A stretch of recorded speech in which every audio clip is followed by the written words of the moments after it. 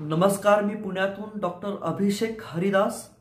राजेंद्र विठ्ठल राऊत यांच्या विरोधात प्रथम वर्ग न्यायदंडाधिकारी बार्शी यांच्या कोर्टात मी, आकाश दळवी, दीनानाथ काटकर, विकास कुचेकर, मनीष देशपांडे आम्ही सर्वांनी लोकप्रतिनिधित्व कायदा कलम 125 अन्वय तक्रार दाखल केली होती. राजेंद्र विठ्ठल राऊत यांनी निवडणूक प्रतिज्ञापत्र भरताना त्यांच्या निवडणूक प्रतिज्ञापत्रात खोटी माहिती दिली आहे याचे सबळ पुरावे आम्ही मेहरबान न्यायालयात दाखल केलेले होते.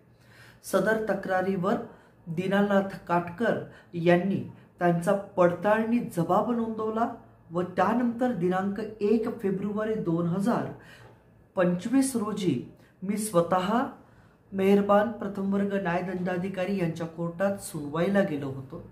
सदर सुनवाईमध्ये मेहरबान कोर्टाने आरोपी राजेंद्र विठ्ठल राऊत यांना नोटीस काढलेली आहे.